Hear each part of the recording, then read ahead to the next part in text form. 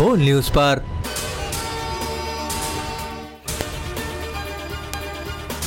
पहले दिन से ऑपोजिशन फौज को कहती रही मुंतखब हुकूमत को गिरा दो। ये नजरिए या मुल्क के लिए नहीं इकट्ठे हुए, मुकदमात खत्म करवाना चाहते हैं। कौम के लिए जद्दोजहद होती तो अब तक हुकूमत गिरा चुके होते।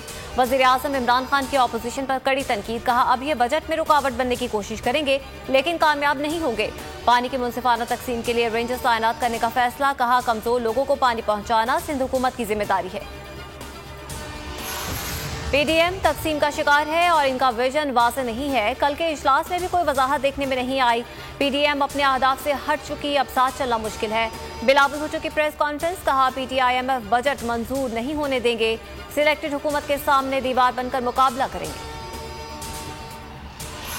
IMF के मुतालबात को बजट का नाम देकर मुसल्लत नहीं होने देंगे। हुकूमत आदादोशुमार बदल सकती है, जमीनी मुआशी हकायक को नहीं। शहबाज शरीफ की पार्टी की इकोनॉमिक एडवाइजरी काउंसिल को हुकूमती मुआशी कारकर्दगी बेनकाब करने की हिदायत। कहा महंगाई और बेरोजगारी से आवाम को दरपेश मुश्किलात उजागर की जाए।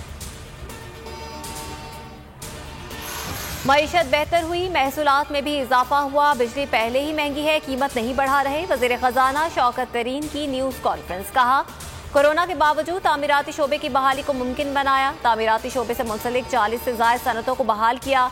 पायदार तरक्की के अहदाफ का हुजूर तरजीह है। बजट में ज़राअत के लिए कई इकदाम। NCOC ने आज़ाद कश्मीर इंतखाबात 2 माह के लिए मुलतवी करने की सिफारिश कर दी। Chief election commissioner Azad Kashmir को मुरासला भेज दिया।